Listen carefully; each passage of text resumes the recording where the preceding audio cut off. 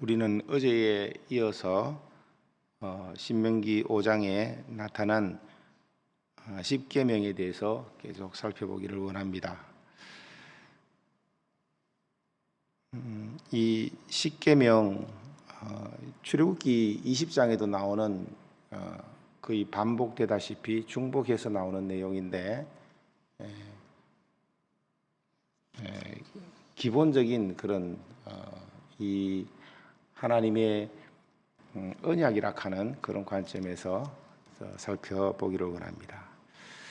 그래서 안식일과 십계명과 안식일과의 관계에 더 초점을 맞추어서 살펴보기를 원합니다. 왜냐하면 이 신명기 5장에 나타난 이 안식일 계명에 특별히 이 제4계명 안식일 규정을 설명하면서 아주 자세하게 설명하고 그러니까 출애굽기 20장보다는 훨씬 더 많은 분량에 자세하게 설명하고 있기 때문에 그렇습니다. 첫째, 하나님의 백성은 하나님을 사랑하고 존중히 여기며 그의 이름을 위해서 살아야 할 것을 말씀하고 있습니다. 본문에 보면 내 하나님 여호와라는 말이 유난히 많이 나옵니다. 거의 각 절마다 거의 계속 나오다시피 하는데 내 하나님 여호와라는 말, 이 말이 무척 친근하게 느낍니다. 여러분 그렇지 않습니까? 하나님 그리고 여호와 뭐 이렇게 하면 좀 엄격하게 들리는데 내 하나님이라는 이 표현 때문에 그런 전 하나님이 그런 여호와가 바로 그 하나님이라고 할 때 강조되는 그 뜻은 전능자라는 의미가 있고 또 여호와라는 말을 할 때는 항상 약속을 지키시는 하나님의 특성이 이렇게 많이 나옵니다. 근데 그 전능하시고 또 약속을 주시고 약속을 실행시키고 지키시는 그 하나님이 바로 너의 하나님이다.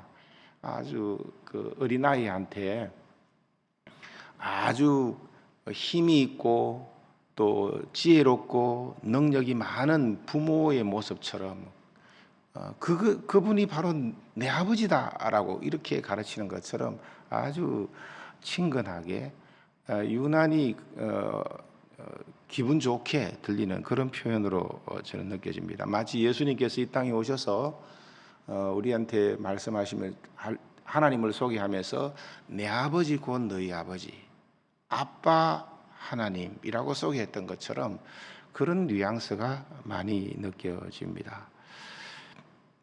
그렇게 말씀하면서 이 오늘 본문의 이 3계명에 내 이름을 망령되이 일컫지 마라, 허무하게 부르지 마라, 무가치하게 여기지 마라 라고 하는 소리는 자식에게 있어서 그런 아버지를 모욕하거나 비방하거나 이러면 화가 치밀죠. 저는 이렇게 묵상해 봅니다. 그래서 오늘 이 내용은 3계명은 우리가 섬기는 하나님이 어떤 하나님이시기에 망령되이 일컫지 말라, 허무하게 그리고 무가치하게 그 이름을 부르지 말라라고 하시는지 쭉 전체 십계명 속에 그 의미를 다 담고 있습니다. 하나님은 그것을 간단히 말하면 하나님은 바로 구원을 이루시는 전능자 하나님이시고 언약의 하나님이시고 그 하나님은 우리를 무척 사랑하시는 그런 하나님이시기 때문입니다. 하나님은 아담과 하와에게 이 사랑의 나라 곧 하나님 나라를 에덴을 모형적으로 세우시고 물론 무너지긴 했지만 파괴되긴 했지만 이 하나님 나라를 세우시고 하나님 나라의 법을 주십니다. 곧 언약을 주십니다. 근데 결과적으로 볼 때 하나님의 언약 안에 있을 때에 아담과 하와는 에덴 동산에서 안식을 누렸습니다.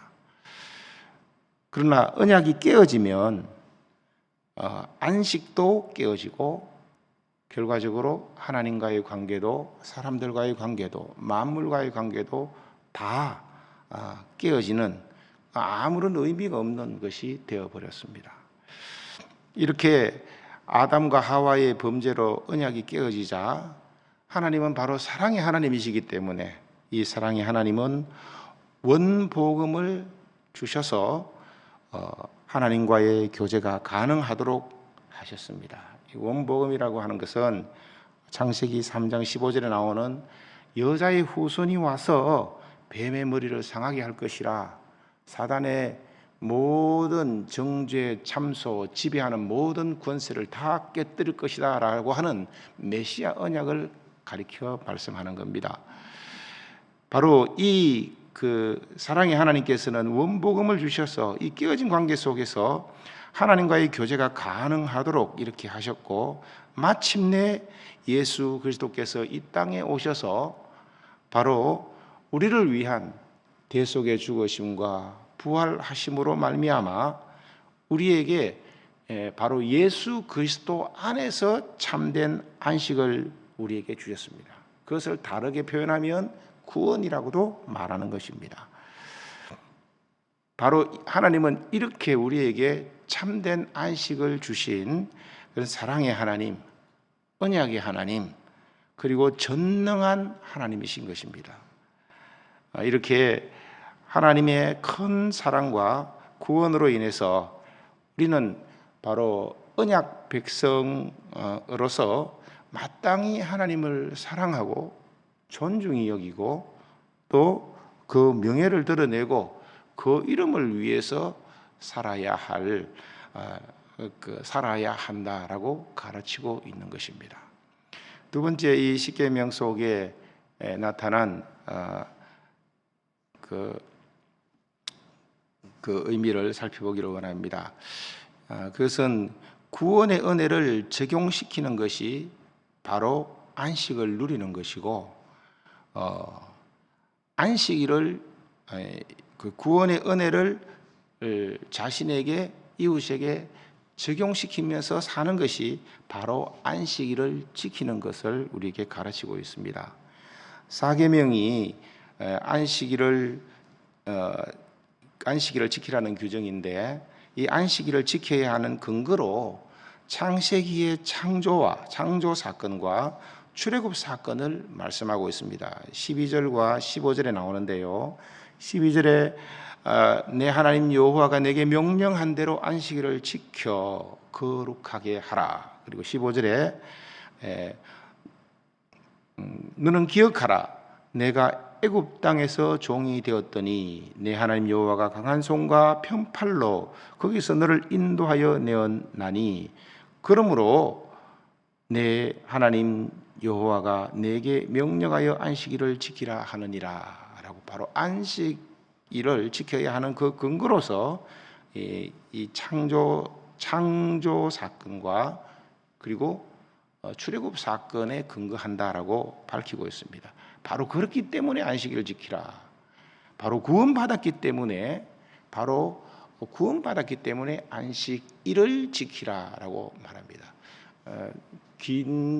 너무 설명이 길어질 것 같아서 창세기에는 안식이라는 표현이 나오고 성경 속에서 처음 나타나는 안식일이라는 말은 출애굽기에 처음 등장합니다. 설명이 길어지기 때문에 제가 이건 생략하고 건너가겠습니다. 안식일을 지키라는 명령은 결국 하나님께서 이스라엘 백성을 애굽 땅에서 종되었던 자리에서 구원하신 출애굽 유월절 사건에 근거한 것임을 명백히 밝히고 있습니다. 그래서 여호와 하나님이 애굽 땅에서 종이 된 이스라엘 백성을 강한 손과 편팔로 인도하여 내었다고 말씀하는 것입니다. 여기서 강한 손과 편팔이라고 하는 것은 하나님의 능력, 하나님의 권능을 가리켜 표현하는 내용입니다. 권능이라고 말하면 일반적으로 십계명을 그 10가지 재앙을 말씀 생각 떠올리시겠지만 진짜 하나님의 권능은 바로 유월절 사건을 가리켜 말합니다.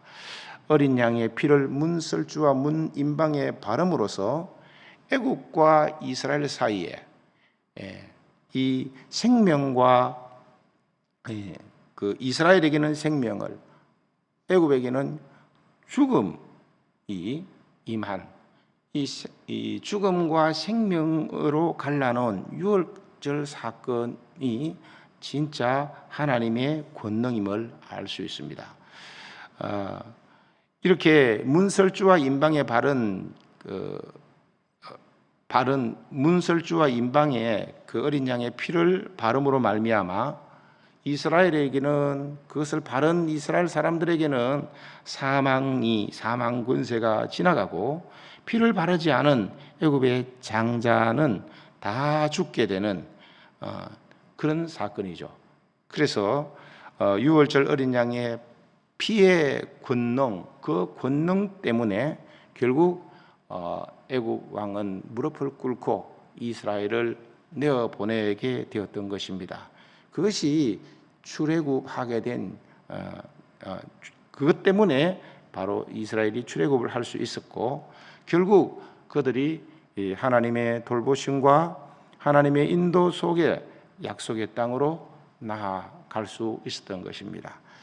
그래서 본문에서 유월절 그 사건을 기억하라라는 말을 유난히 강조하고 있습니다. 그러므로 안식일을 지켜야 한다. 바로 이 출애굽 사건, 그 유월절 사건에 근거해서 안식일을 지켜야 한다라고 말씀하는 것입니다. 이렇게 우리가 살펴봤듯이 유월절 구원의 사건, 구원의 은혜와 안식일이 서로 연결되어 있고 결부되어 있음을 알 수 있습니다. 구원의 은혜와 안식이 서로 맞물려 있다는 것을 우리가 깨달을 수 있습니다. 그렇습니다. 예수 그리스도의 그 피가, 그 피 흘리심과 부활하심으로 말미암아 생명을 얻고 평화를 누리고, 그래서 하나님과 사람 사이에, 그리고 사람끼리도 서로 평화하고 안식하게 되는 것입니다. 에베소서 2장 12절에 이렇게 말씀합니다. 그때 너희는 그리스도 밖에 있었지만 이제는 그리스도 예수 안에서 그리스도의 피로 가까워졌느니라 라고 말씀합니다. 십자가로 원수된 것을 소멸하시고 둘로 하나를 만드사 원수된 것 중간에 막힌 담을 자기 육체로 허시고 십자가로 이 둘을 한 몸으로 하나님과 화목하게 하셨다라고 말씀하고 있습니다. 바로 이 안식일 규정에 따라서 출애굽 1세들이 이 안식일을 지켰던 것과 마찬가지로 출애굽 2세대들도 약속의 땅에 들어가서 안식일을 지켜야 한다라고 말씀하는 것입니다. 그래서 이 유월절 구원의 은혜를 매 안식일마다 반드시 지켜라고. 그래서 지키지 않으면은 이스라엘 회중에서 끊어지고 또 죽여야 한다라고까지 말하는 이유는 바로 이것이 구원과 연결되어 있고 또 진정한 안식, 하나님과의 화평과 평화와 관계되기 있기 때문입니다.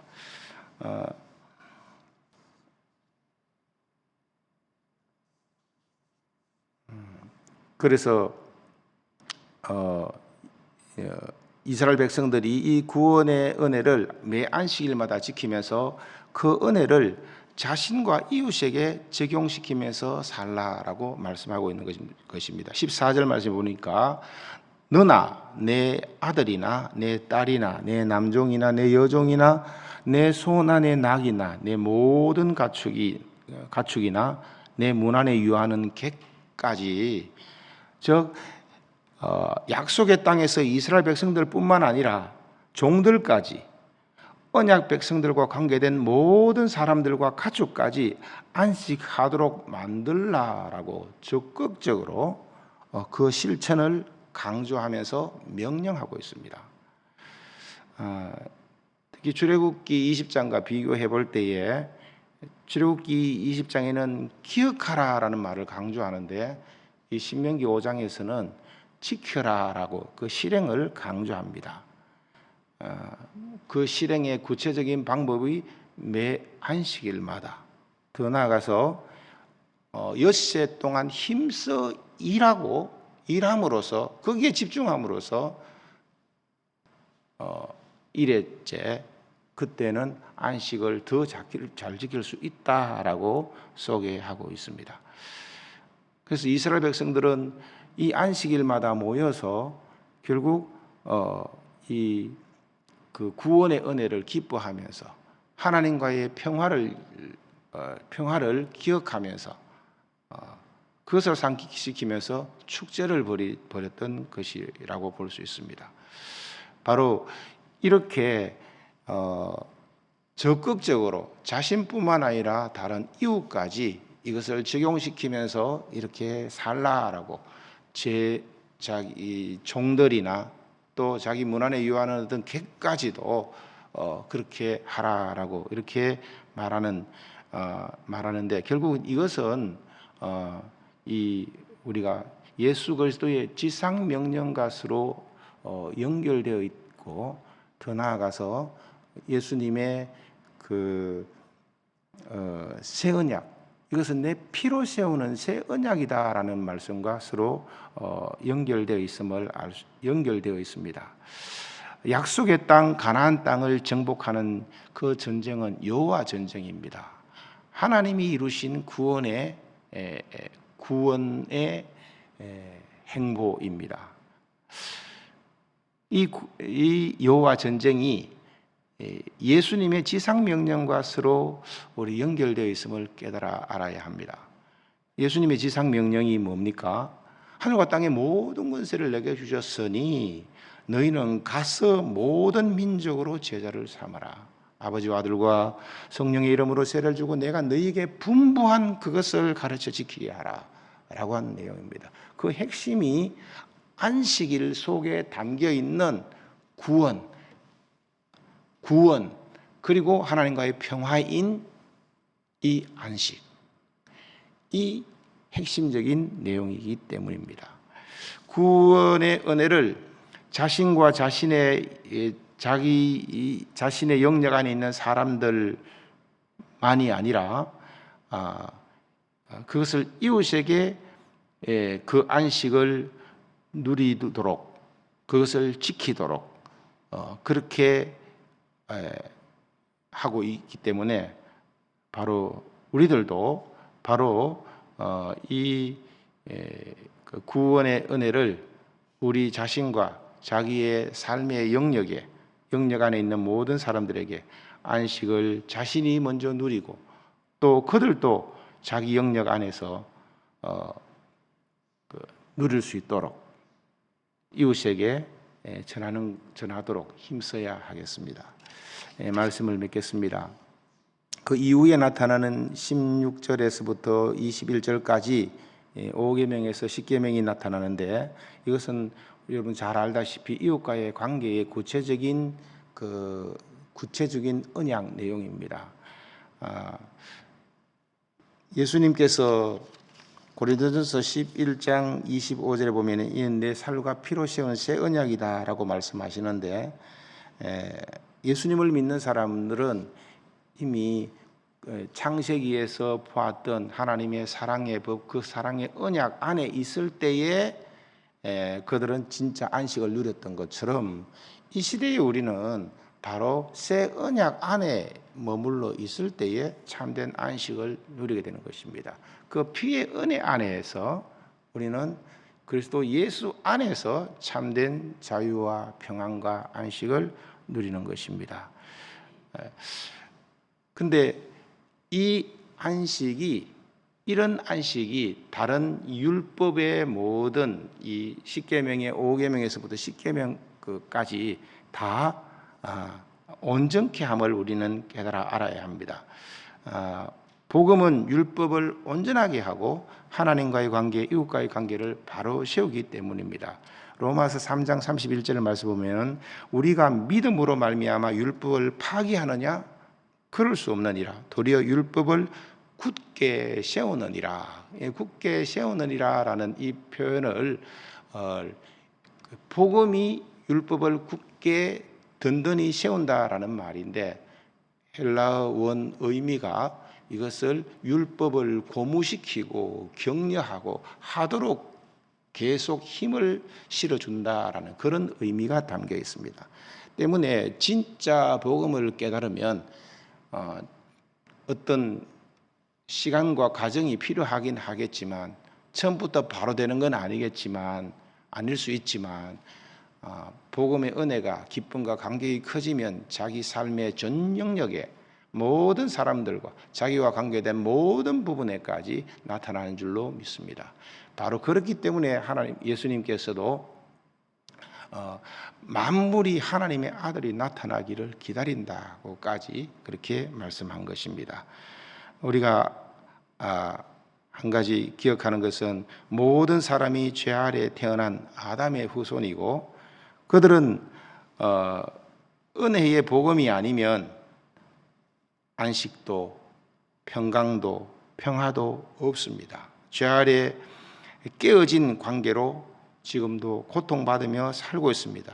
그 깨어진 안식을 회복하는 길이 바로 복음에 있습니다.